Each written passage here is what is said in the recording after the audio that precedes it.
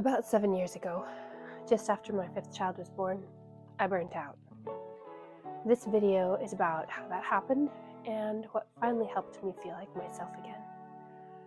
It wasn't about everything on my plate, because now I have 3 more children. I'm in my 40s, if you know, you know, and my husband still works long hours away from home. But I'm healthy and happy, feel balanced emotionally, and life looks bright again. Let me tell you what changed everything for me and how it can change for you too. Hi, I'm Morgiana.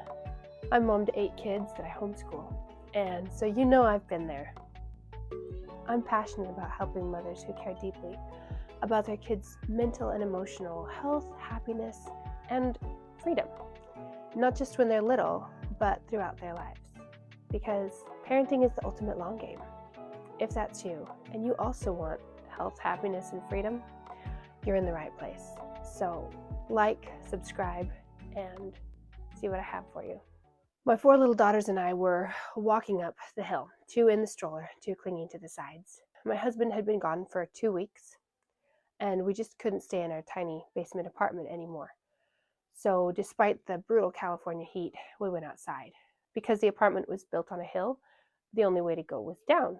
But now we were coming back up, and the early nausea and weakness of early pregnancy combined with the strain of pushing nearly 50 pounds in the stroller, and I just couldn't do it anymore.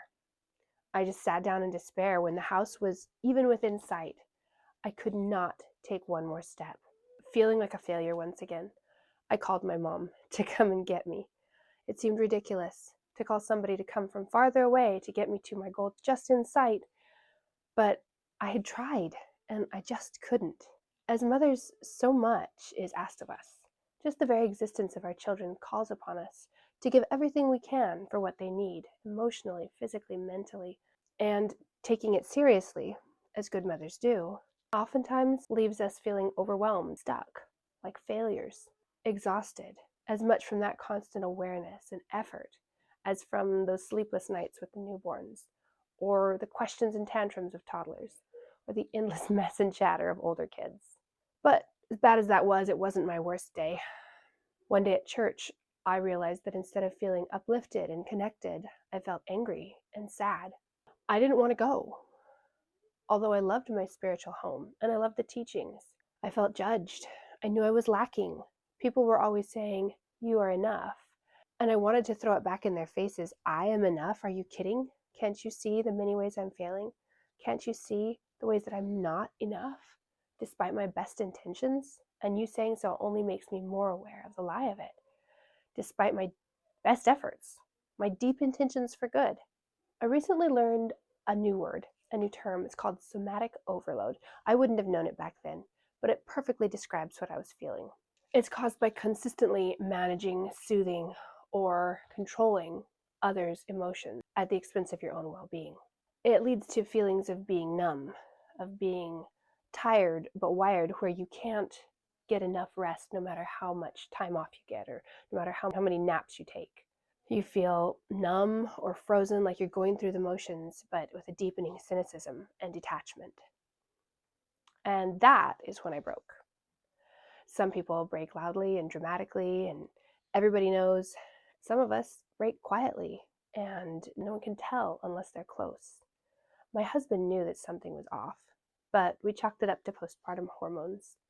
My children still got my best, but I was sinking, and the darkness was closing in. If you've felt that, if you're feeling that now, go grab my free masterclass down below. It's real, it's raw, it's simple, but it has some actionable, practical tips for how to get out of that nightmare without overthrowing the whole ship. Surprisingly though, that's when everything began to change. Why? Because I couldn't do it anymore. I couldn't be the perfect wife, the perfect mother, the perfect woman, the perfect church member. I had to accept that fact. Despite my heart, despite all my best efforts, I just couldn't do it. And this is the key, so listen carefully. I had to stop carrying more than my load. I'm not talking about the dishes or the diapers or the cleaning or the laundry or having babies. I'm talking about other people's opinions, I'm talking about caretaking my husband, facilitating other people's lives at the expense of my own well-being. I'm talking about fitting in, doing it right, looking the part. I'm talking about worrying about the outcome when all I can control is the heart and the effort. That is the somatic overload. It's somewhat built into the way that most of us do life with kids, but it doesn't have to be that way. The ironic truth is that while managing and soothing other people's feelings can be a real and valid capacity, especially with small children, we can't control anyone else's feelings, experiences, or judgments, even small children's. That is not your business. Letting go of that burden changes everything. And when you aren't spending all that time and energy and mental focus on taking care of everyone else, it turns out there's more time and energy available to take care of yourself.